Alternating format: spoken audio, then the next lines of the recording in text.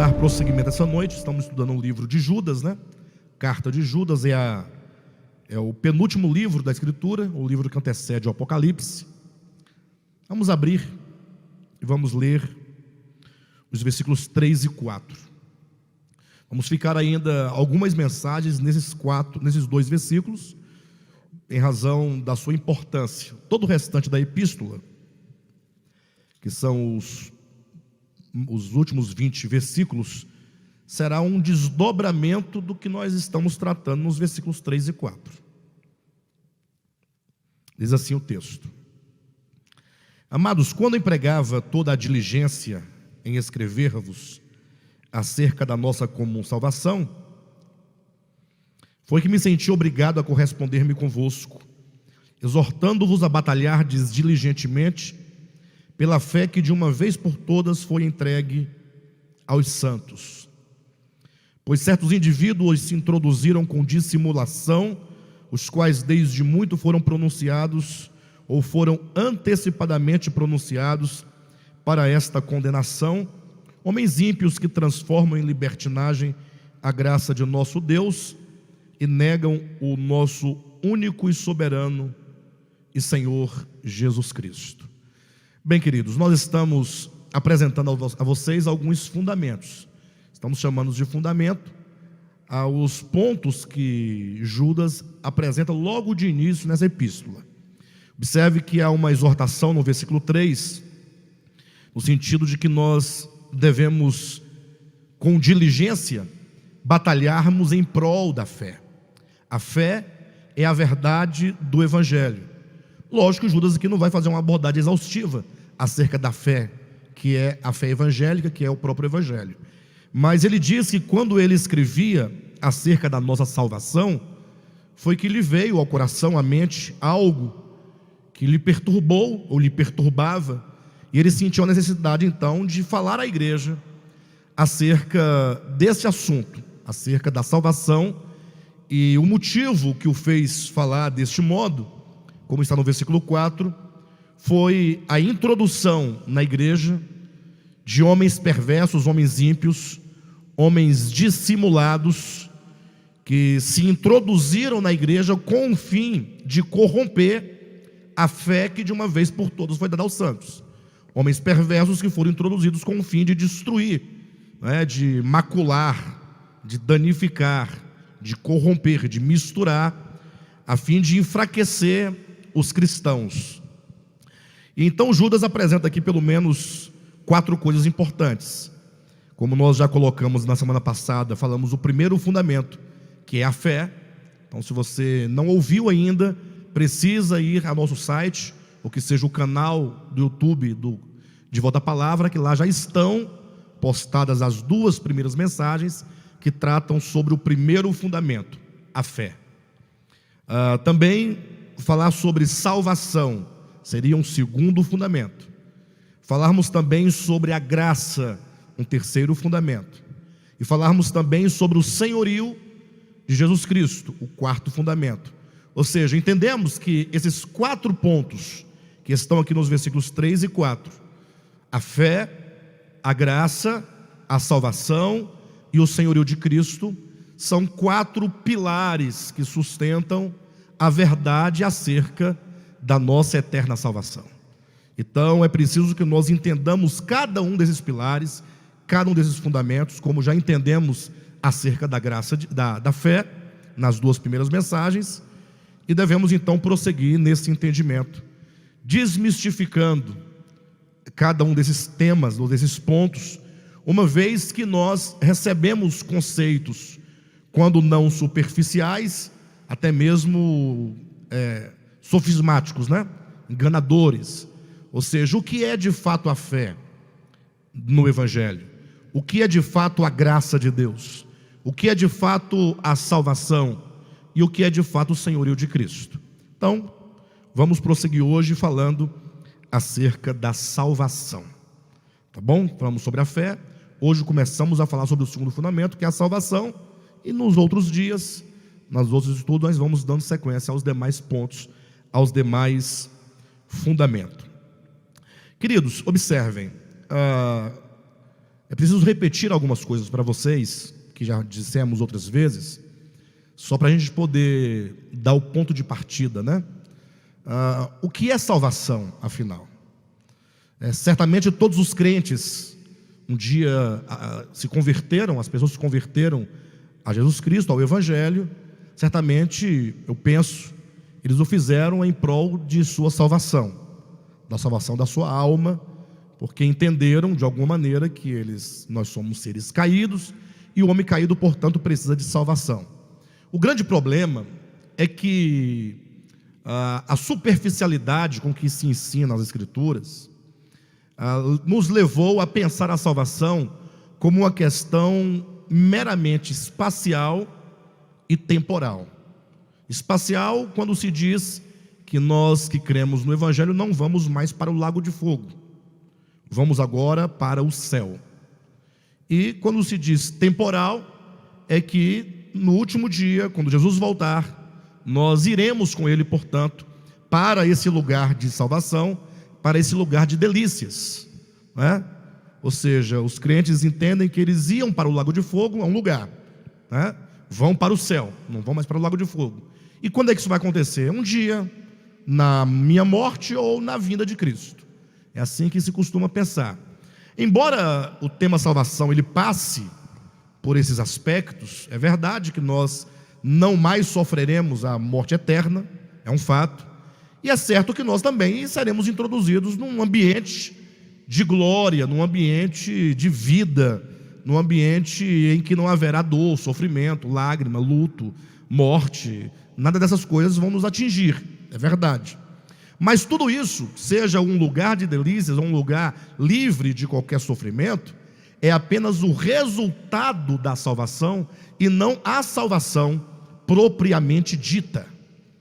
E talvez por não entendermos exatamente o que é a salvação, é que nós passamos muito tempo, consumimos o nosso precioso tempo com muitas coisas e deixamos de provar, de experimentar a salvação de Deus em nossas vidas.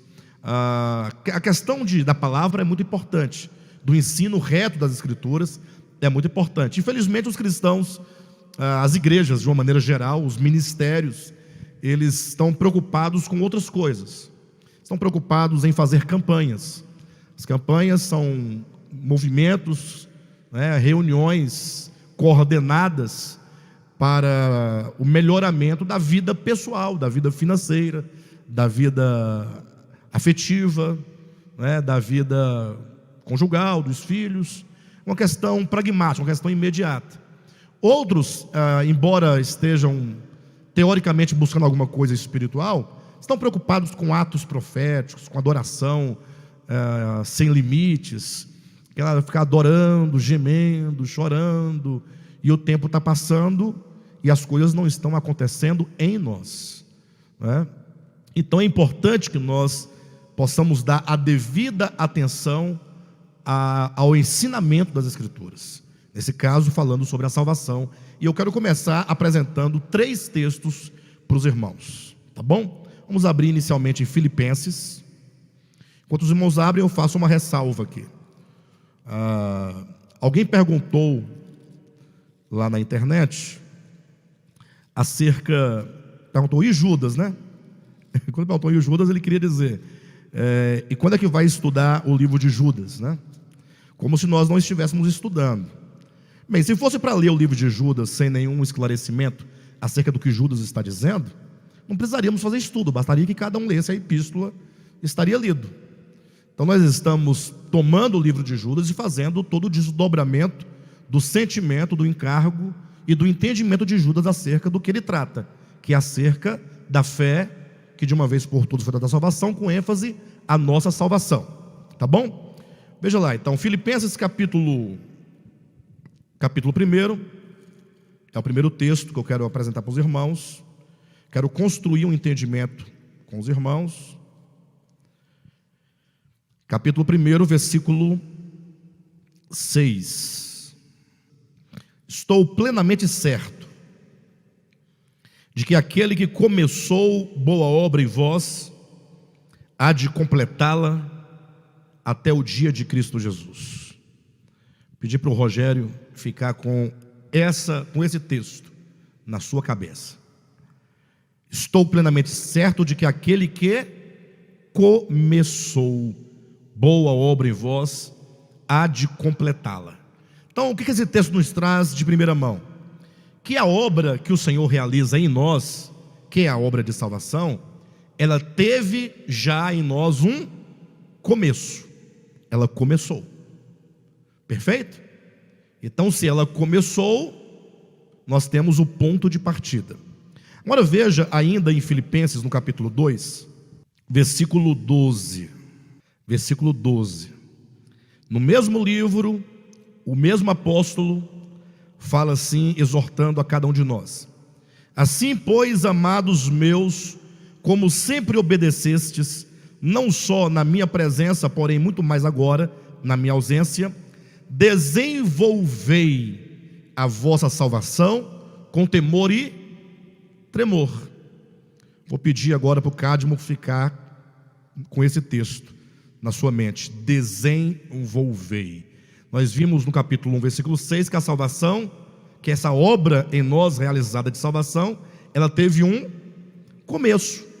Agora o mesmo apóstolo, na mesma epístola, diz que, tendo em nós começado tal obra, há uma necessidade de que nós desenvolvamos a salvação. A salvação precisa, ela carece de um desenvolvimento. Agora, o terceiro texto é a primeira epístola de Pedro, capítulo 1. Primeira de Pedro, capítulo 1, versículo 3. 3 em diante. Bendito Deus e Pai de nosso Senhor Jesus Cristo, que segundo a sua muita misericórdia nos regenerou para uma viva esperança. Então vá atentando para o modo como Pedro está colocando. Vamos só revisar. Nós vimos em Filipenses 1 que a boa obra começou em nós. Vimos em Filipenses capítulo 2 que nós devemos desenvolver a salvação. Agora Pedro vai falando em termos de uma esperança. Nos regenerou para, para uma viva esperança pela ressurreição de Jesus Cristo dentre os mortos, para uma herança incorruptível. Ele fala de uma esperança, portanto futuro. Ele fala de uma herança incorruptível, sem mácula, imarcessível, reservada nos céus para vós outros que sois guardados pelo poder de Deus, mediante a fé, para a salvação preparada para revelar-se no último tempo. Então fala de uma salvação futura. Ou seja, se a salvação teve um começo, se ela tem um desdobramento, um desenvolvimento, ela também terá um fechamento, terá uma conclusão, um encerramento, uma manifestação. Versículo 6 diz: nisso exultais. Nisso o quê? Nisso exultais.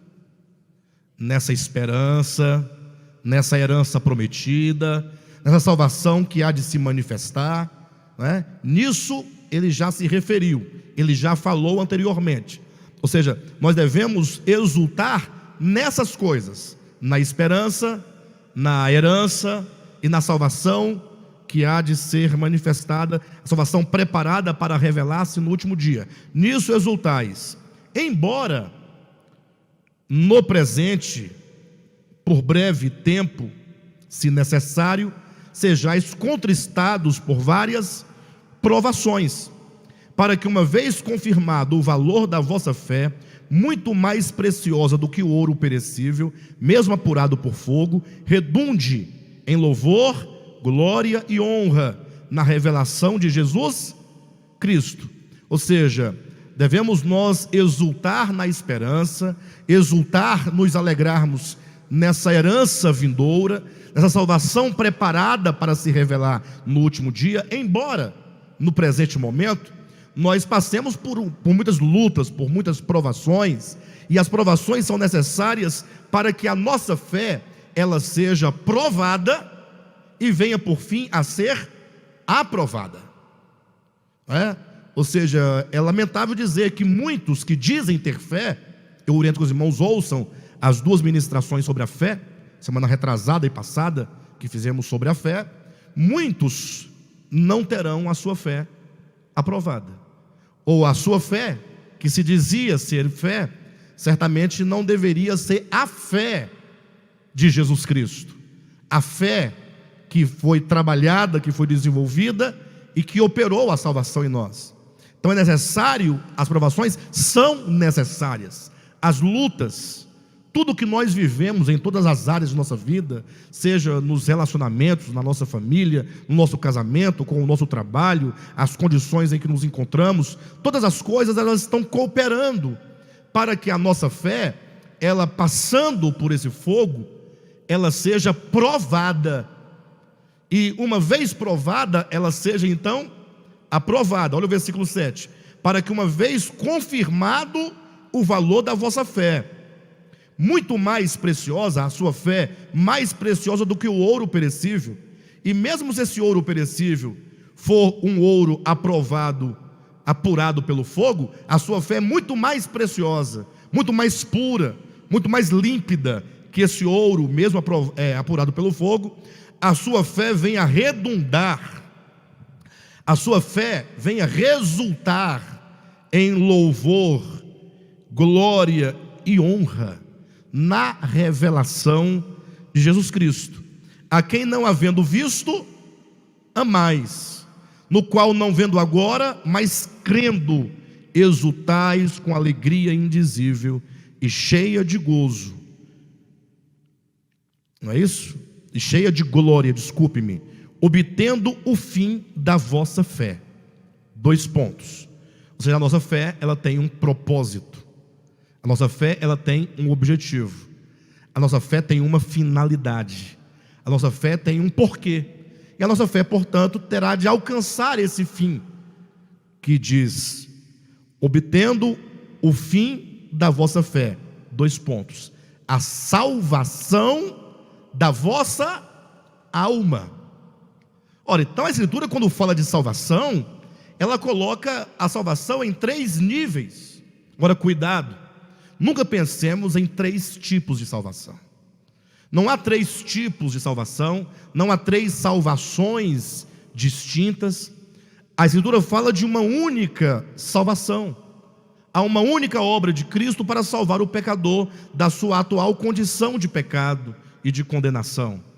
Agora, essa salvação, como se vê, ela tem um começo, ela tem um desenvolvimento e ela tem um fim. O Nivaldo pode ficar com essa parte: obtendo o fim da vossa fé, a salvação das vossas almas. Qual é o fim da nossa fé?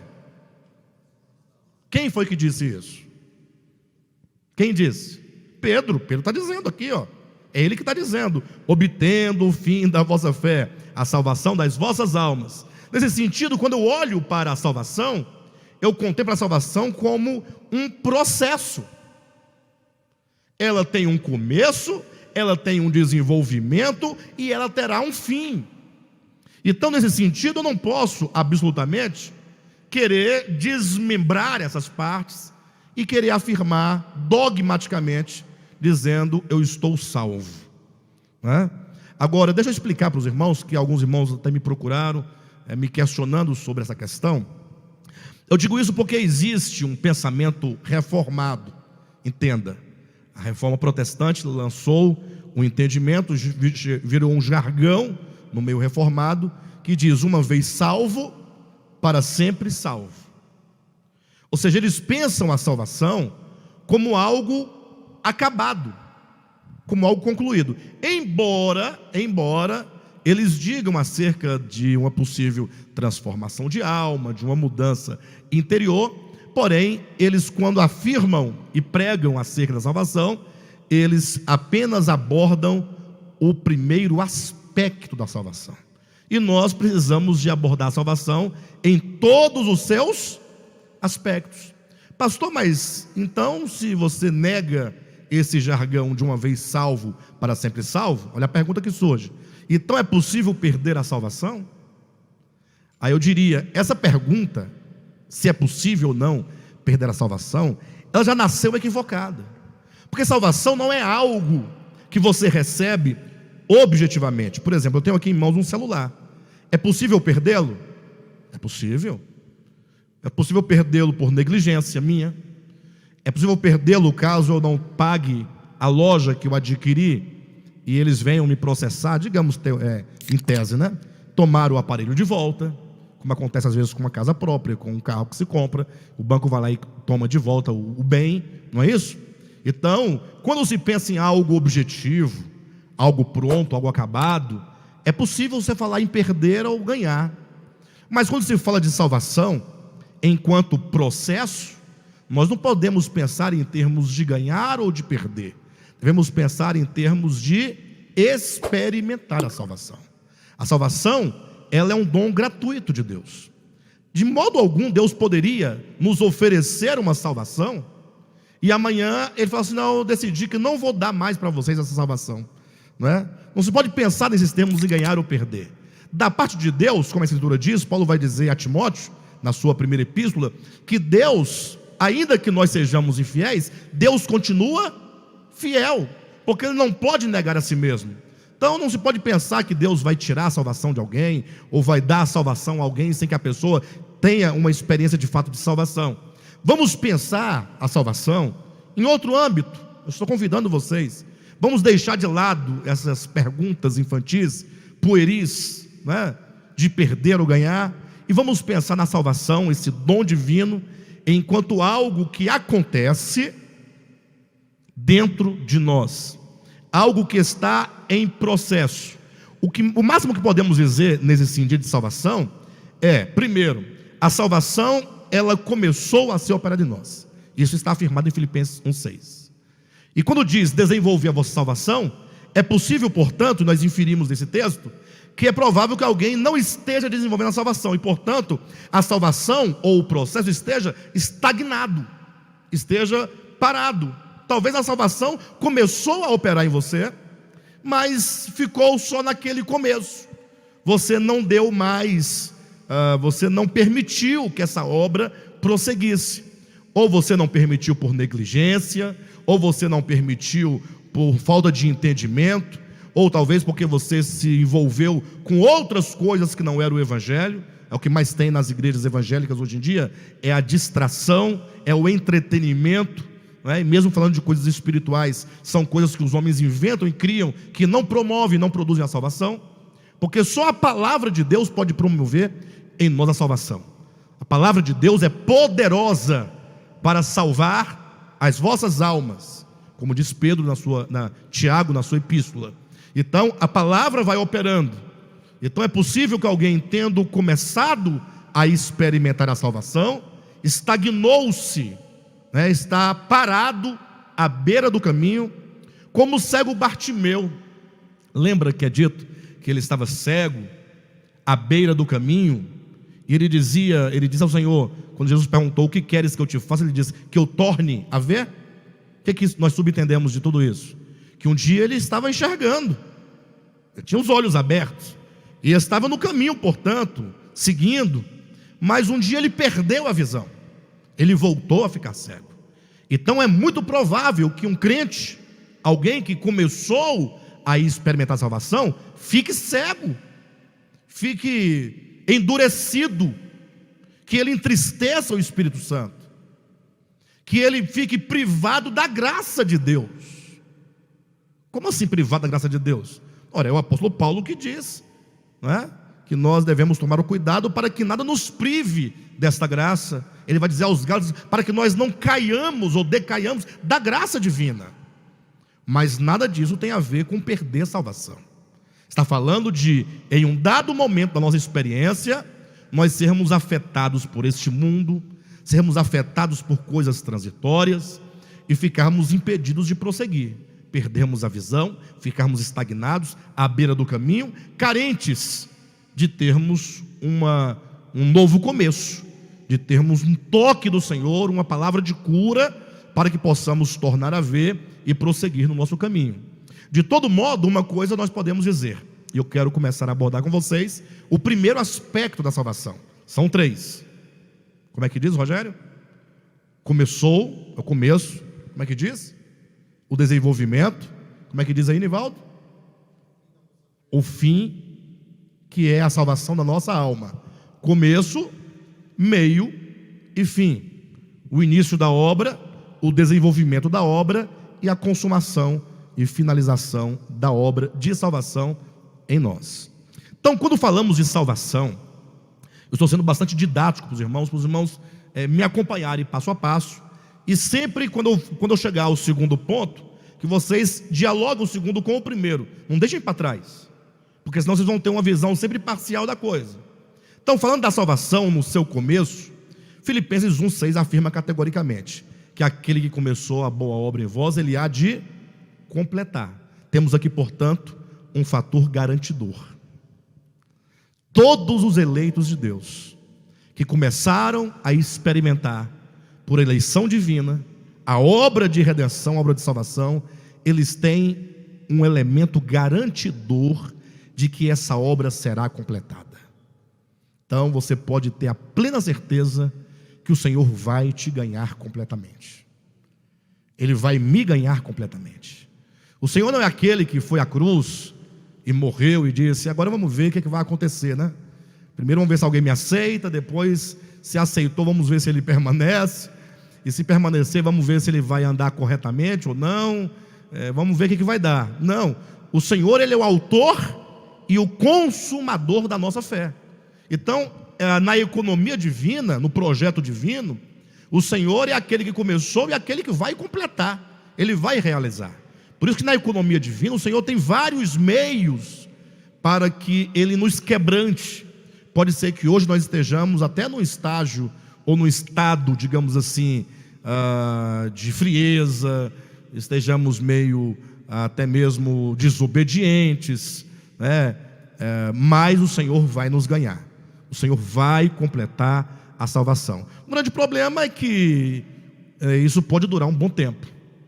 E nós, quanto mais nós resistimos, quanto mais nós olhamos para o mundo e deixamos de olhar para Cristo, quanto mais nós nos alimentamos da árvore do conhecimento do bem e do mal e deixamos de lado a árvore da vida, mais nós estamos postergando essa obra de salvação, mas por fim ela será trabalhada.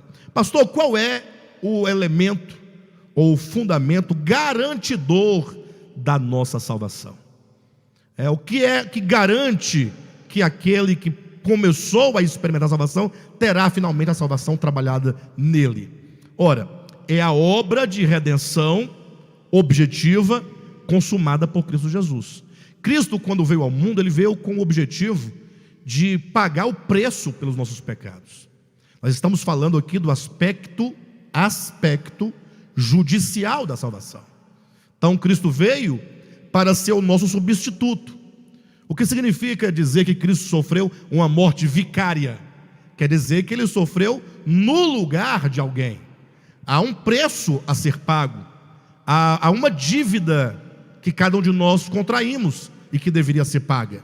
Cristo veio para pagar este preço, para pagar pelos nossos pecados. A obra de Cristo na cruz, a sua morte na cruz, ela foi em lugar de todo aquele que crer. Bem, de modo geral, podemos dizer que ele morreu pelos pecados do mundo inteiro. 1 de Pedro, capítulo 2, versículo 2. Agora, aquele que crer no Cristo crucificado, nessa redenção, logo ele se apropria dessa graça divina, de que nossos pecados foram pagos por Cristo na cruz do Calvário. Então nós temos, por exemplo, alguns textos bíblicos que comprovam isso. Romanos capítulo 5, versículo 1 diz que nós somos justificados em Cristo Jesus. Justificados, pois, em Cristo Jesus, temos paz com Deus por meio de Jesus Cristo. Ou seja, porque Cristo pagou por nós os nossos pecados, agora nós temos o perdão dos pecados. Todos os pecados que nós cometemos, desde o nosso nascimento até o momento em que nós cremos no Evangelho, independentemente de qual seja o pecado que nós tenhamos cometido, o Senhor, Ele nos perdoa. Abra sua Bíblia em Efésios. Perdoe-me, queridos, é Colossenses mesmo, tá? Colossenses capítulo 2. Veja a partir do versículo 8, ó. Cuidado que ninguém vos venha a enredar com sua filosofia e vãs sutilezas, conforme a tradição dos homens, conforme os rudimentos do mundo e não segundo Cristo. Porquanto nele habita corporalmente toda a plenitude da divindade. Também nele estáis aperfeiçoados. Ele é o cabeça de todo o principado e potestade. Nele também fostes circuncidados, não por intermédio de mãos, mas no despojamento do corpo da carne, que é a circuncisão de Cristo, tendo sido sepultados juntamente com ele no batismo, no qual igualmente fostes ressuscitados, mediante a fé no poder de Deus, que o ressuscitou dentre os mortos.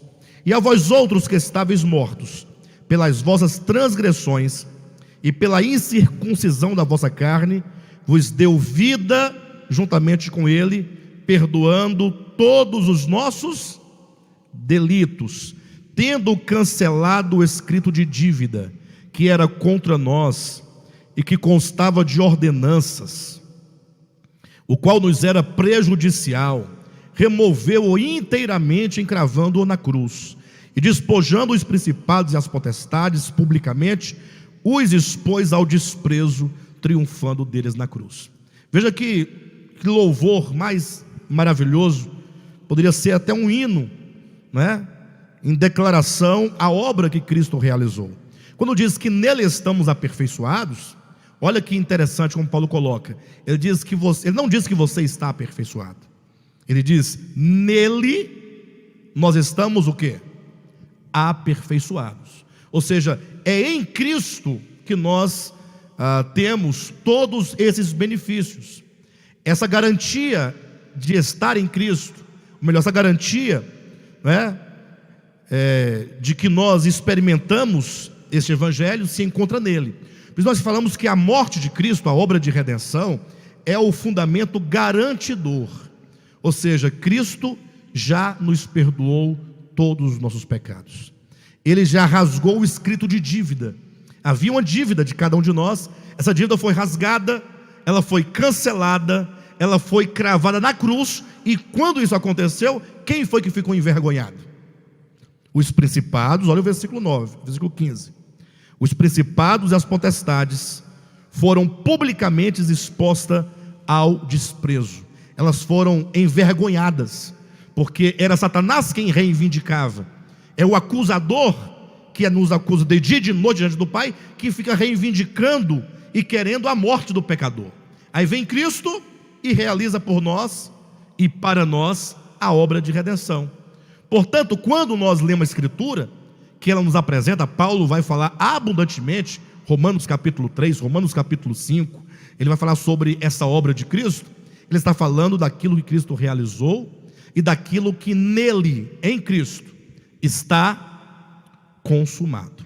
Então nós podemos, como diz o apóstolo Paulo, nos gloriar na cruz de Cristo, nos gloriar naquilo que Cristo realizou. Por isso que nós temos uma esperança. Então, quando diz que a salvação ela começou a operar em nós, foi obra do Espírito Santo, que, como o bom pastor, buscou a ovelha perdida, como aquela mulher acendeu uma candeia, brilhou essa candeia dentro de nós, nós vimos o crucificado, podemos compreender a nossa condição de pecado, podemos entender que nós tínhamos no coração uma inimizade contra Deus. E quando então nós vimos o crucificado, que entendemos o grande amor dele por nós, que nós entendemos que o Cristo de Deus nos ama, que Deus nos ama, e que ele não imputa ao homem as suas transgressões, pelo contrário, ele paga as transgressões devidas ao homem. Então isso gera em nós, e a fé é que opera isso em nós, isso opera em nós uma mudança de visão acerca de Deus. Isso muda o nosso olhar em relação a Deus, e agora a inimizade que havia dentro do homem, ela é desfeita. Por isso que é dito que nós somos agora reconciliados com Deus. Nós somos trazidos de volta a Deus, e podemos ter paz com Deus, e podemos ter comunhão com Deus. Mas isso é o começo da nossa salvação. Esse é apenas o começo de uma história, é o começo de uma experiência. Como nós vimos, o apóstolo Paulo diz que devemos nós desenvolver a nossa salvação. E na medida então que nós desenvolvemos essa salvação ela vai acontecendo. A salvação, atenção, não tem somente um aspecto judicial, um aspecto histórico, um aspecto que aconteceu e no qual eu criei. Mas essa salvação, ela agora vai acontecer dentro de mim. É o que nós chamamos do aspecto orgânico da salvação. E aí vale lembrar uma coisa muito importante para aqueles que posteriormente poderão questionar esse entendimento. Todas as vezes que você lê os evangelhos, lá no finalzinho dos evangelhos, de cada um deles, quando Jesus ordena, dizendo aos apóstolos: ide e pregai o evangelho a toda criatura, lembra? Quando ele diz: ide e fazei discípulos de todas as nações. Então observa a ordem. Cristo realizou uma obra de redenção, glória a Deus por isso. Agora os apóstolos saem a anunciar esta obra de redenção, para que as pessoas ouvindo elas creiam. Mas não é crer no sentido de acreditar, como já falamos aqui nas mensagens anteriores. É esse crer quando você olha e você enxerga e tem um discernimento do significado da obra de Cristo. E então quando você crê, ele diz: ide, fazei discípulos de todas as nações, batizando-as. Não diz isso? Ou seja, o batismo, ou melhor, a salvação, não prescinde do batismo. Não há salvação sem batismo. Como ele também disse em Marcos capítulo 16: quem crer e for batizado será salvo. Alguém pergunta: pastor, mas agora você está pregando o batismo nas águas como condição de salvação? Tem essa linha. Existe uma linha teológica, ela é pequena, não tem muita força, mas algumas pessoas acreditam nisso, e portanto as pessoas são obrigadas ou são levadas à água do batismo, para que elas tenham a concepção, o entendimento e a certeza de que somente agora se pode dizer salva, porque Cristo morreu e ela foi batizada. Mas a Escritura nos ensina sobre o batismo. Esse ponto nós temos que entender. Ou seja, Cristo morreu na cruz, lógico, glória a Deus. Pelos meus pecados? Sim, pelos meus pecados. Para que eu seja salvo? Sim. Mas não para, o Evangelho não para nesse aspecto. Ele prossegue dizendo que aquele que crê, ele deve receber o batismo. Mas eu não me refiro aqui, que fique claro para os irmãos, o batismo numa piscina, ou num rio, ou mesmo numa lagoa, ou no chuveiro, ou no Rio Jordão. Eu me refiro ao batismo que Cristo ensina, que a Bíblia toda ensina, que o apóstolo Paulo ensina, que é o batismo no sentido de sermos nós unidos à morte e ressurreição de Cristo. Ou seja, Paulo vai dizer em Romanos capítulo 6, abre a sua Bíblia, faz a verificação do significado do batismo, e é desse batismo que se refere o Evangelho, e que todos que recebem o Evangelho são convidados a participar. Capítulo 6 de Romanos, diz assim: que diremos, pois? Olha a pergunta: permaneceremos no pecado para que seja a graça mais abundante? De modo nenhum. Como viveremos ainda no pecado, nós os que para ele morremos? Ou porventura ignorais que todos nós que fomos batizados em Cristo Jesus, fomos batizados na sua morte? Fomos, pois, sepultados com ele na morte pelo batismo, para que, como Cristo foi ressuscitado dentre os mortos pela glória do Pai, assim também andemos nós em novidade de vida. Veja que o apóstolo Paulo coloca o batismo ritualístico, como sendo um mero símbolo do verdadeiro batismo. Ou seja, quando eu creio na morte de Cristo, no aspecto judicial, eu sou convidado, por meio dessa mesma fé que me levou a crer no que ele realizou, a me unir a ele, a ser unido a ele na sua morte, a ser sepultado com ele. e a experimentar a ressurreição com Ele. Batismo, portanto, significa união com Cristo na sua morte e união com Cristo na sua ressurreição, o que implica o aniquilamento do velho homem em todos nós. Basta você olhar, por exemplo, como que a Escritura, mesmo no Antigo Testamento, quando fala da redenção, da salvação, ela coloca em termos orgânicos. Vamos imaginar o texto de Êxodo capítulo 12. Estavam lá os israelitas, o povo de Israel, cativos no Egito. O que isso significa? O que isso representa? Representa a condição de cativeiro em que os homens se encontravam. Estavam ali sob um senhor, estavam escravizados, e então o Senhor envia Moisés para chamar o povo, para libertar o povo e tirá-los do Egito. Como é que se deu o processo de salvação? Veja, é dito que Deus falou assim: olha, o cordeiro será imolado no crepúsculo da tarde. Você tem a morte do cordeiro, representando o aspecto judicial da morte de Cristo. Mas depois que o sangue tivesse passado nas ombreiras da porta, qual foi a ordem que o Senhor deu aos israelitas, aos hebreus? Que eles ficassem dentro de casa, com as portas trancadas, fazendo o quê? Comendo o cordeiro. Ora, comer o cordeiro é aquilo que Cristo diz em João capítulo 6, que devemos nos alimentar dele, comer esse Cristo redentor, receber esse Cristo que foi à cruz, esse Cristo que encerrou a história do pecado na cruz. No sentido que nós devemos assimilar o Espírito de Cristo, a palavra de Cristo, para dentro de nós, para que ela seja metabolizada no nosso ser e produza em nós uma mudança real.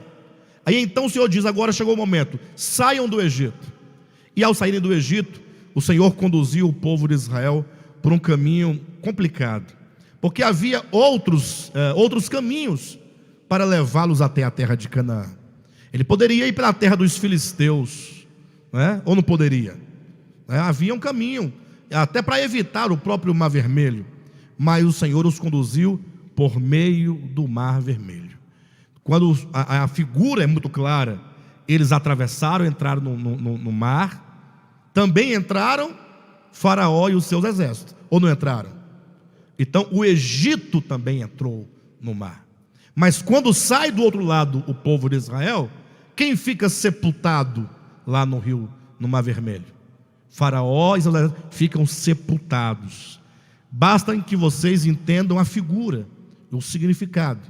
Não precisamos questionar nenhum aspecto histórico, porque não nos leva a lugar nenhum. Qualquer discussão em torno desses aspectos não nos levam a lugar nenhum, senão que você entenda o que o Senhor está ensinando. Ali foi, como diz em 1 Coríntios capítulo 10, o batismo. Olhe na sua Bíblia, 1 Coríntios, faça sua verificação, capítulo 10, versículo 1 em diante. Ora, irmãos, não quero que ignoreis que nossos pais estiveram todos sob a nuvem e todos passaram pelo mar, tendo sido batizados, assim na nuvem como no mar, com respeito a Moisés. Então veja que a própria Escritura coloca a passagem pelo Mar Vermelho como um símbolo do batismo. Então, por meio de uma figura, nós entendemos que o batismo não é uma questão meramente ritualística. Tem um aspecto que você vai lá e você professa a sua fé publicamente, diante dos homens, diante da igreja, enfim. Porém, o batismo deve ser entendido no sentido espiritual. Ou seja, nós somos convidados a experimentar essa identificação com Cristo, esse morrer com Cristo, esse efeito da cruz. Ou seja, a cruz não é algo para o qual você olha e diz somente assim: eu acredito. Mas a cruz é quando você olha e fala assim: eu creio que na cruz o Senhor encerrou ali. Adão está totalmente encerrado em Cristo, nele se encerra. Não se esqueçam que Paulo ensina em 1 Coríntios 15, dizendo que Cristo, ele é o último Adão. Ou seja, o Cristo de Deus se faz homem. Tem algo mais orgânico do que isso? Para que se fazer homem? Para, sendo homem, ele agora conduzia este homem à cruz. Por isso que ele é o último Adão, porque depois de Cristo não há mais Adão. Pode haver Adão nos outros Adões. Por exemplo, digamos assim, meu pai me gerou, digamos, né? E eu gerei, digamos que eu teria gerado um filho. Então percebe que por meio do meu pai foi dando seguimento à história dele. E agora eu continuo vivendo, ou ele continua existindo agora em mim. E quando eu gero um filho, eu continuo vivendo e existindo no filho. Então tanto o meu pai, quanto eu, quanto o pai dele, vai passando de um para o outro, dando continuidade a uma linhagem. Então imagine agora que Cristo veio, e ele estava certo de que a missão dele não era se casar, não era ter filhos, entenda no sentido espiritual. Ele veio e disse: eu vim e eu vou agora submeter este homem que está em mim, do qual eu me vesti, vou submetê-lo a uma estrita obediência, vou conduzi-lo à cruz e vou matá-lo, vou destruí-lo. Na cruz, este Adão que começou lá, que foi vindo de um por um, que chegou a Cristo, ele é o último Adão, aqui nele se encerra. Dele não procede mais Adão.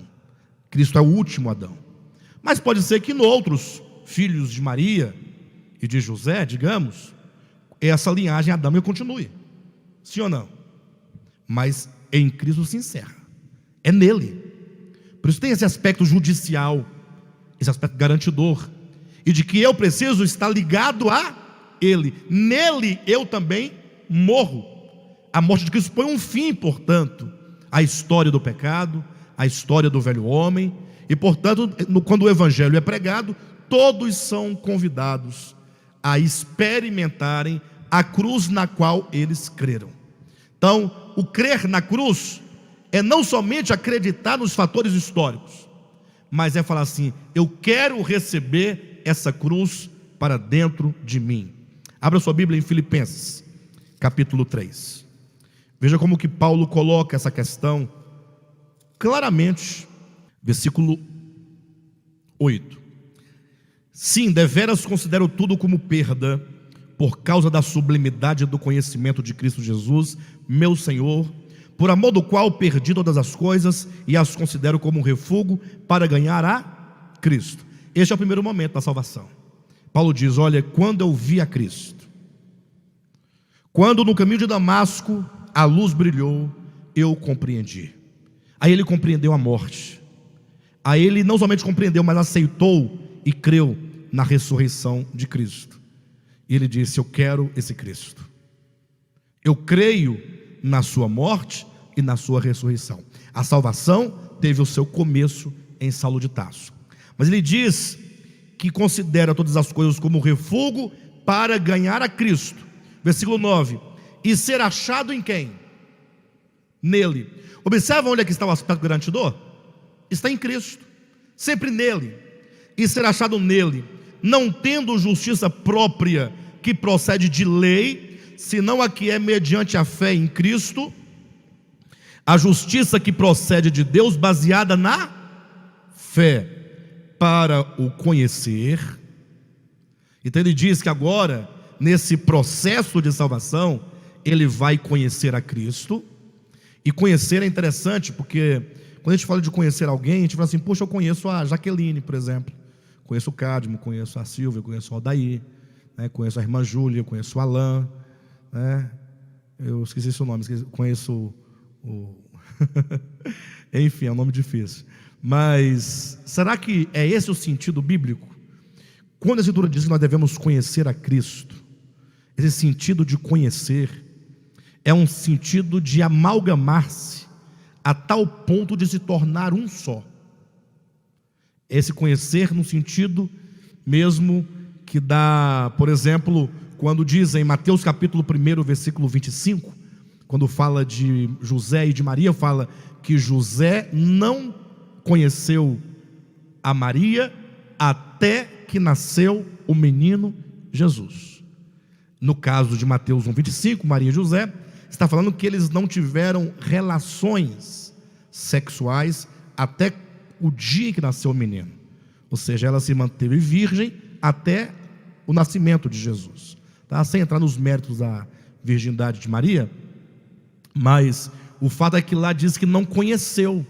Então esse termo conhecer na Escritura tem esse sentido de união profunda. Não é sem razão que na Escritura nós vamos encontrar que este amor entre um homem e uma mulher, essa relação, é como diz lá em Gênesis capítulo 2, né? Ambos se tornam uma só carne. E é por isso que essa relação é colocada em Efésios capítulo 5, para sinalizar e para representar a união de Cristo com a sua igreja. É uma relação orgânica. Então quando Paulo diz para o conhecer, ele quer dizer para que eu me torne um só com ele, para que não haja dicotomia. Por isso que Paulo veio a dizer, né? Logo já não sou eu quem vive, mas Cristo vive em mim. Ele diz, e a comunhão dos seus sofrimentos, conformando-me com ele na sua morte, para de algum modo alcançar a ressurreição dentre os mortos. Então a Escritura coloca a salvação nesses processos. O começo, eu olho para a cruz, creio, não vejo outra saída. Agora eu devo, no desenvolvimento, me unir a Cristo, à sua morte. E aí a salvação, ela deixa de ser vista como uma mera questão espacial. Não é que eu não vou mais queimar no lago de fogo, ou não vou perecer a segunda morte. Não é que agora eu vou para um lugar de delícias, ainda que envolva essas coisas, mas a salvação é a salvação do pecado em mim. Ou seja, é a minha alma que está sendo salva. Como é que foi que Pedro disse? Obtendo o fim da nossa fé, a salvação da nossa alma. Ou seja, é a minha alma que é salva, é a minha alma que está sendo salva, é a minha alma que precisa de salvação. Ainda que eu fique parado, não vá para lugar nenhum, nem para o passado, nem para o futuro, ficasse totalmente isolado e parado no tempo, a minha alma agora precisa de mudanças profundas. Ou seja, há o problema do pecado na minha alma, e esse pecado é uma força muito grande, é uma ilusão muito grande que opera na consciência humana, e que o faz se dar e se entregar e viver em prol de qualquer coisa que não seja Deus. Isso é um grande problema. Ou seja, imagine vocês que os crentes, eles falam que amam Jesus, não falam? Sim ou não? Poxa, os hinos todos dizem, nós te amamos, Senhor, é a coisa mais linda que existe no mundo. E as pessoas choram, e elas rolam no chão, declarando, né, que ama Jesus, e diz que abraça Jesus, e geme, né, e fica babando, cospe nas pessoas, tal. Mas, ora, o que significa isso exatamente? Ora, o que significa amar a Jesus? Senão que você entende perfeitamente que Ele é a verdade, e você agora, ao almejar por Cristo, é almejar tê-lo vivendo em você. Não é um amor, esse amor banal, esse amor carnal. Não estou falando que ama a outra pessoa por mero ou puro egoísmo. Não. A questão é que a minha alma, ela ainda é muito apegada a muitas coisas que não é Deus. Eu dizia domingo para os irmãos aqui na pregação, né, o que é pecaminoso? Ora, algumas coisas são declaradamente pecaminosas. Tem muitas coisas que nós sabemos que é pecaminosa, que é perversa. O adultério é perverso, todo mundo sabe disso. Está escrito que é uma obra da carne. Sabemos também que a impureza é algo perverso, que a feitiçaria é algo perverso. Nós sabemos disso. Agora, e quando nós, por causa de uma força, de uma ilusão, como diz, de um poder que opera dentro da nossa consciência, no coração, e nos faz amar mais as coisas desse mundo do que ao Senhor? Quando nós relativizamos, talvez o nosso grande problema hoje seja exatamente o que diz lá em Apocalipse 3, nós estamos com uma cegueira tão grande que não conseguimos perceber a real condição. E aí sim, aí as pessoas vão aos cultos, elas cantam, elas oram, elas jejuam, elas fazem um tanto de coisas, mas não sabem que tudo o que elas menos desejam é ser unida a Cristo na sua morte. E aí qual é o nosso desafio? Ler os 4 evangelhos. É o desafio. Nós ainda temos até o final do ano, talvez para poder entender essas coisas, né? Nós queremos estabelecer um novo tema para o ano que vem. Não que nós vamos deixar de tratar essas questões, mas ano que vem vamos tratar um tema bem diferente do que estamos tratando agora, nesses meses, né? Mas imagine você ler Mateus, Marcos, Lucas e João, numa leitura simples. Basta você ler, ouvindo Jesus falar, e deixar ele falar exatamente o que ele está dizendo. Ele vai dizer acerca do Pai. Ele vai dizer para você quem é o Pai. Ele vai revelar o coração do Pai para você. Na medida e na proporção que nós vamos conhecendo o Pai, e se isso for sendo trabalhado pela luz do Espírito em nós, aí nós vamos percebendo o quanto que nós estamos longe do Pai. Que o Pai, Ele é luz, nele não há treva nenhuma, Ele é amor, Ele é verdade. E aí o Senhor vai nos revelar não somente o caráter do Pai, mas vai nos falar sobre a natureza do reino de Deus.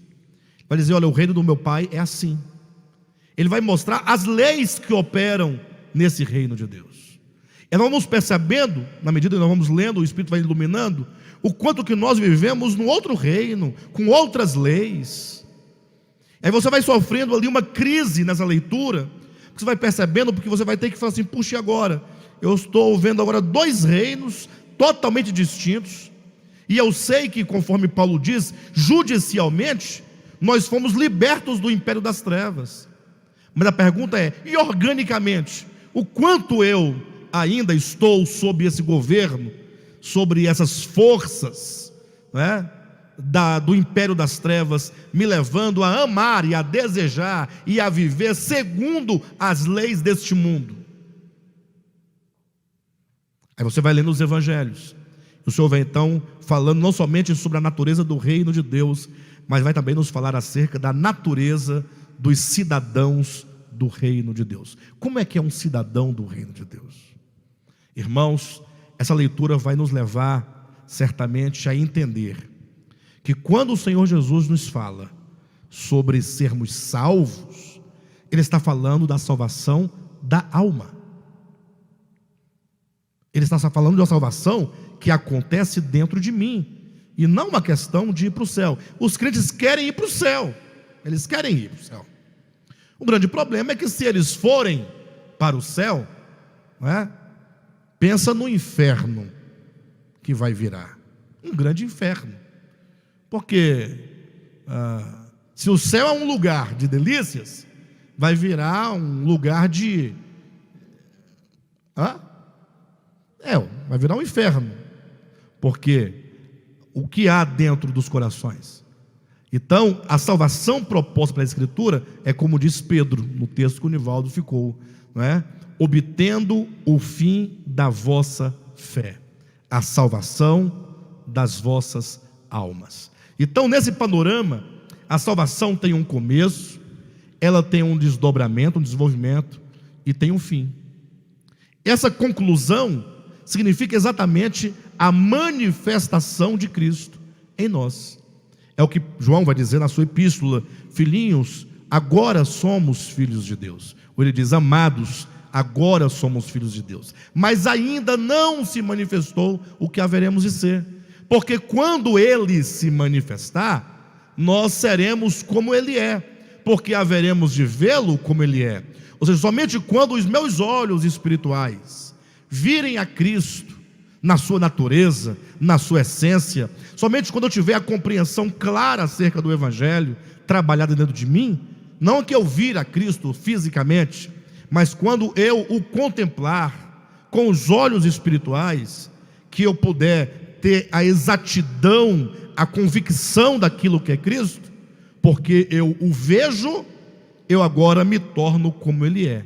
Aí haverá então a manifestação dele por nosso intermédio. Aí a terra vai se encher da glória de Deus.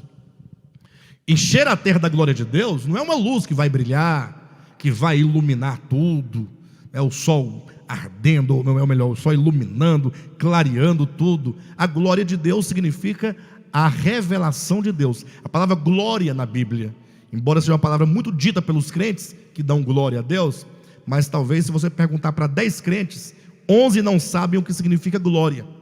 Glória significa manifestação, mostrar.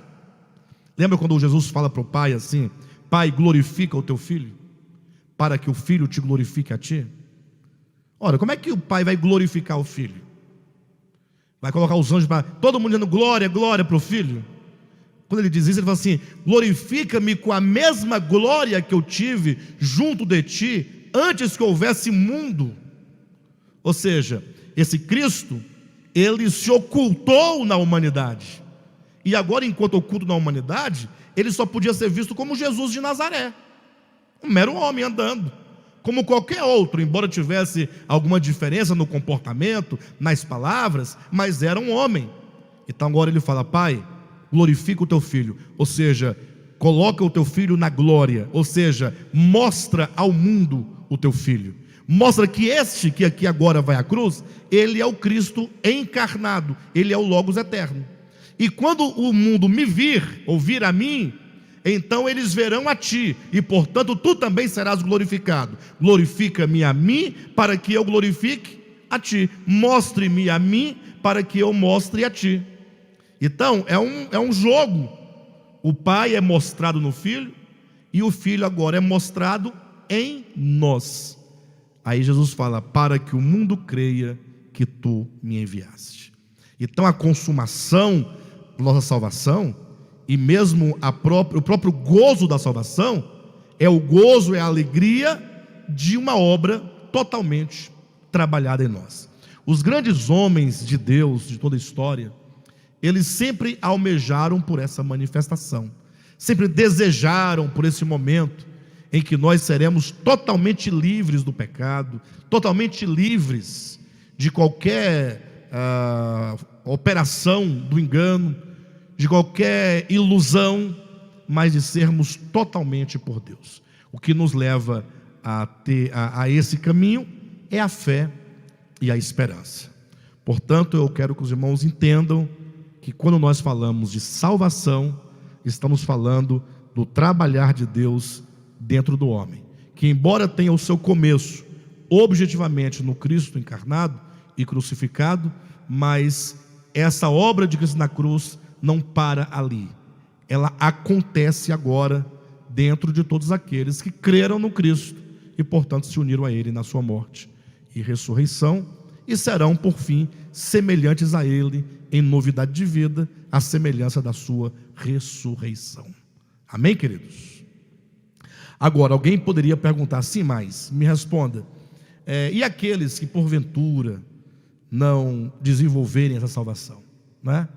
Ou seja, o crente, imagine que ele creu no Evangelho, porque ele é um eleito de Deus, mas no caminho ele, por vários motivos, ele parou de caminhar.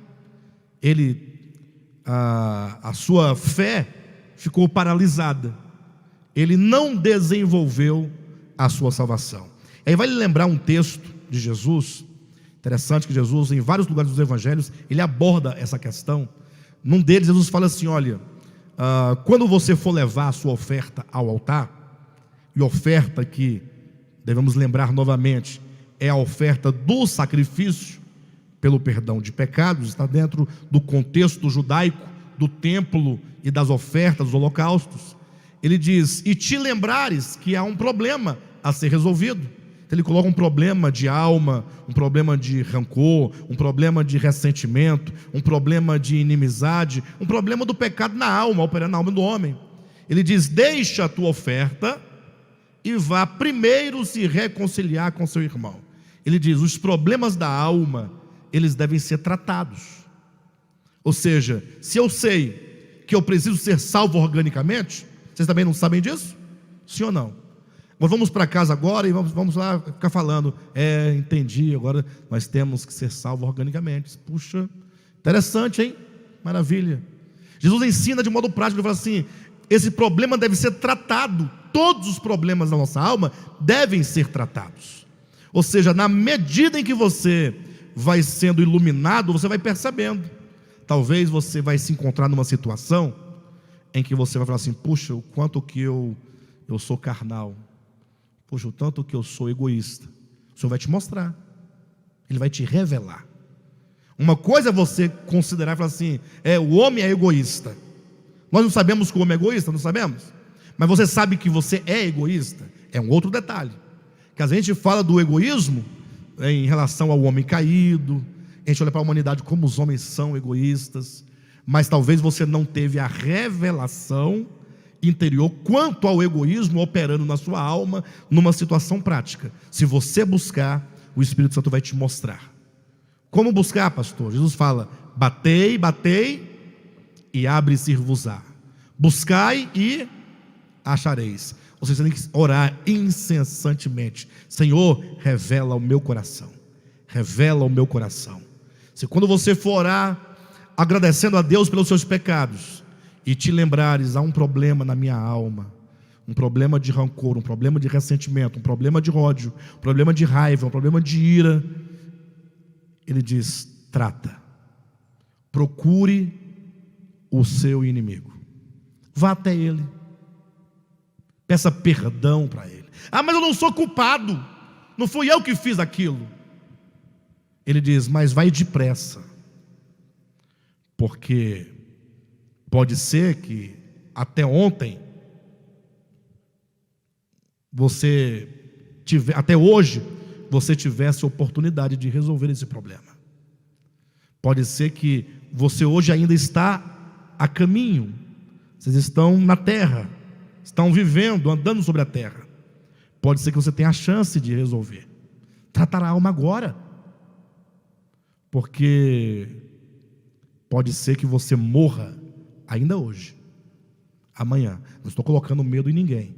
Jesus que diz: vai ter com o teu adversário enquanto estás com ele a caminho. Estar com ele a caminho é estar na estrada dessa existência. E ele está dizendo: trata a sua alma. O Espírito Santo vai te colocar. Olha que coisa interessante. Talvez você fale assim: poxa, eu sou o homem mais honesto que tem. Se sente honesto, porque a gente só entende desonestidade quando a desonestidade ela é muito grande, né? Ela é muito evidente. Aí você vê alguém que roubou um banco, você fala: cabra sem vergonha, safado, ladrão. Mas às vezes em detalhes tão minúsculos, tão pequenos, nós somos desonestos. O Espírito Santo vai te mostrar. Aí ele fala: trata enquanto estás a caminho. Ou seja, a alma deve ser tratada quanto aos sentimentos. Lembra de Zaqueu? Quando Zaqueu se encontrou verdadeiramente com Cristo, e o desenho, como nos é colocado, a imagem da salvação de Zaqueu, né, os aspectos físicos, eles retratam os espirituais. Jesus entrou na casa de Zaqueu. Ele não somente entrou, ele falou assim: me convém pousar em sua casa, passar a noite na sua casa. E Cristo entra e diz: hoje entrou salvação nesta casa, a casa de Zaqueu. O que Zaqueu faz? Lembra? Ele diz: Senhor, olha como é que existe um tratamento a ser realizado. Fala: Senhor, eu decido doar a metade dos meus bens aos pobres. Zaqueu era um coletor de impostos, era um publicano. E portanto, de acordo com o entendimento que se tem da época, essas pessoas que cobravam os impostos para César, eles roubavam, extorquiam as pessoas, cobravam juros altíssimos, cobravam um valor, cobrava a mais do que era devido. E agora ele reconhece: quando a luz entra, quando a salvação entra, ele fala: Senhor, eu quero doar os meus bens para o pobre, a metade dos meus bens vou doar. E se alguma coisa eu defraudei, eu vou restituir 4 vezes mais. Eu não digo que você deva restituir 4 vezes mais, Mas eu digo que você deve restituir. Devemos restituir. Gente, são coisas da nossa alma. E isso é a salvação da alma. Pastor, mas e aí que a pessoa morre numa situação dessa, não tratou? Bem, tempo nós temos. Eu sei que o Paulo Henrique Amorim faleceu, não é? Ele foi embora, aí fica de exemplo. Estava bonzinho o homem, estava lá, foi para um jantar com a família, igual nós estamos aqui. Chegou em casa, puf, acabou. Mas a morte é muito simples, né? Tem um ditado muito certo e muito interessante. A única exigência da morte, a única, não tem outra. Ela é uma senhora que não tem muitas exigências, mas tem uma. Essa ela não abre mão. É que o indivíduo esteja vivo. Se você está vivo, você é um forte candidato para ir embora hoje, né? Não quer dizer que você vai, mas é um candidato. É um candidato. Bem, de todo modo, Zaqueu, ele falou: eu quero restituir. Olha que coisa interessante. Nós temos que pensar nisso. E o Espírito Santo vai te mostrando, ele vai te mostrar impurezas, ele vai te mostrar coisas que acontecem no coração que nem você tem ideia. Você não tem ideia. O livro de Jó é um pequeno exemplo disso. O Jó é interessante que ele começa nos capítulos 1 e 2 dizendo as coisas mais lindas de Jó: homem reto, justo, temente a Deus, que se desvia do mal. Ai, que maravilha. Sabiam que eu já fui esse Jó, desse jeito? Eu, Alexandre? Olhem para mim. Verdade, eu estou falando da minha experiência. Já tive em situação religiosa de ter essa ideia acerca de mim mesmo. Eu não estou dizendo que essas coisas eram reais em mim, mas é porque a religião, ela nos coloca pensando acerca de nós mesmos deste modo: pessoa correta, íntegra, né? Tudo certinho, nada fora do lugar. Mais interessante que Jó tem 42 capítulos. Se ele começa tão bem, ele termina dizendo que ele é um homem abominável, totalmente prostrado no pó e na cinza, dizendo: eu só conhecia Deus de ouvir falar, não conhecia Deus. Ora, qual é a razão desse livro? O que está acontecendo? Por que Jó é apresentado como homem íntegro, reto, temente a Deus, que se desvia do mal, e acaba agora ele prostrado no pó e na cinza, arrependido? De que arrependido? Ora, ele talvez não tivesse os problemas desses pecados aí que todo mundo já conhece, está patente aos olhos de todos. Mas Jó tinha um profundo problema de alma. Então, o livro de Jó mostra Jó dentro de um processo de conhecimento de quem Deus é e de conhecimento de quem ele era. Quando Jó começou a perceber quem Deus era e quem ele era, Deus e ele não pôde mais continuar orgulhoso, arrogante. As barbaridades que ele falou acerca de Deus e para Deus, chegou uma situação que ele falou assim: olha, é o seguinte, a minha condição é essa, você está vendo? Mas como pode um Deus justo permitir que tal coisa aconteça com um homem justo que sou? Em outras palavras, se Deus fosse tão justo como ele diz que é, ele não permitiria que um justo sofresse o que eu estou sofrendo. Em outras palavras, Deus é injusto e eu sou justo. Chegou a ponto de falar: se eu soubesse onde Deus mora, eu iria à casa dele, eu faria um tribunal. E aí Deus podia escolher. Se ele quisesse me interrogar, fique à vontade. O que ele me perguntasse, eu falaria para ele. Agora, se ele achar difícil ter que interrogar um homem como eu posso perguntar. Eu quero saber o que ele tem a dizer. Foi que Jó que falou acerca de Deus. Até que Deus falou: Jó, cinge os teus lombos como homem. Você fala como se você fosse Deus. Desce daí. Se coloca como homem no teu lugar. Porque eu falarei e tu me responderás. Quando começou esse tratamento divino, é esse tratamento que nós temos que entrar. Esse tratamento. Que Deus começou a falar sobre o próprio Deus. Jó, onde é que tu estavas quando eu, falando, quando eu lançava os fundamentos, quando eu fiz isso e aquilo outro? E isso foi diminuindo Jó de um jeito, diminuindo, que conforme Deus mostrava a sua grandeza, Jó percebia que ele não era nada, até que Jó chegou e disse: o Senhor está certo, eu não sou nada mesmo, não sou nada. Isso é positivo ou negativo? Bom, né? Aí Deus fala assim: não, calma aí, que bom que você já sabe que você não é nada.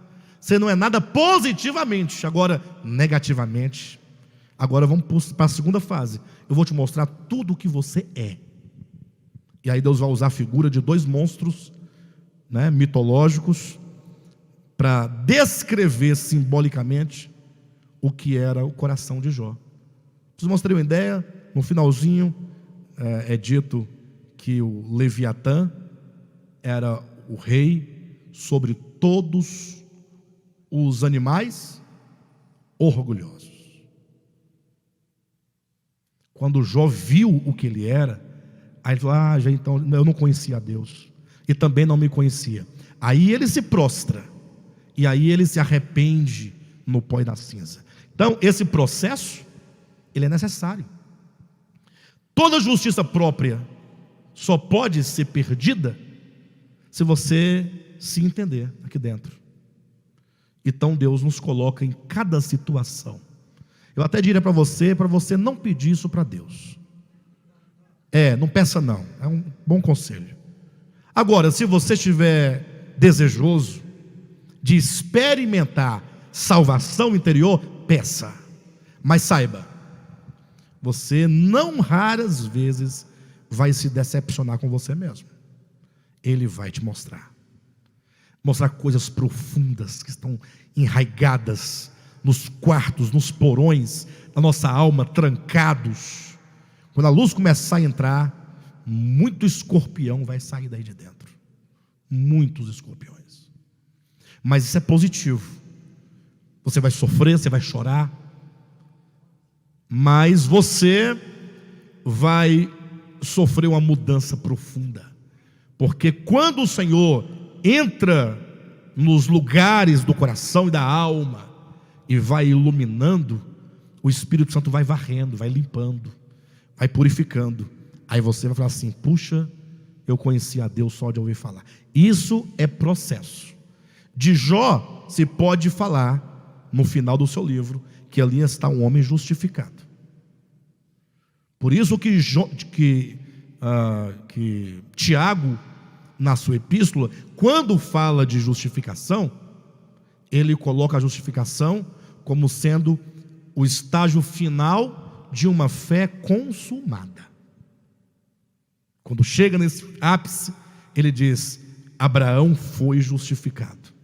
No final da vida e da história de Abraão, quando ele colocou o filho sobre o altar, aí Tiago diz: aqui está uma consciência justificada, alinhada com o Espírito Divino, com a vontade de Deus. Bem, queridos, então eu tenho plena certeza, falava agora há pouco com o Gilvan, antes de nós darmos início aqui, que essa palavra, ela nos mostra que nós precisamos caminhar na verdade. E isso não é muito empolgante. Talvez seja para alguns que já estão querendo, ou já estão no processo, já estão entendendo. Mas o que as pessoas querem mesmo é ouvir outra coisa. Elas querem um culto de adoração profética. Elas querem, vou repetir. Acha que eu não vou falar? Vou falar. Vou falar. Um culto de adoração profética. Ficar gemendo, chorando. Elas querem campanhas para trazer dinheiro, trazer marido. Olha. Não é aqui não, viu? Opa, não. Aqui não tem. Aqui, não, Deus até que pode dar um marido, porque não pode dar? Dá.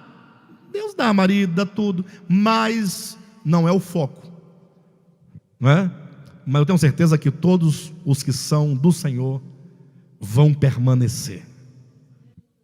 E se não vier também, não tem problema. Tem gente que não vai casar nunca. Não, isso aí eu não sei. Não, tem gente que não nasceu para casar,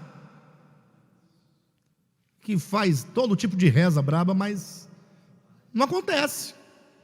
Tem gente que casa 30 vezes. Tem gente que se casa, eu falo assim, como é que essa pessoa conseguiu se casar? Não, eu já me perguntei algumas vezes. Misericórdia. Se casa e divorcia, se casa de novo, fica viúva, casa de novo. Eu falo, mas como pode? E tem outras irmãs até ajeitadas que fica esperando, orando, Jesus. Aí eu falo, para de orar, irmã, começa a abrir o olho, vai observando. Às vezes está passando e você não está vendo. Queridos, Deus abençoe vocês, tá? Eu oro a Deus para que vocês fiquem bem firmes.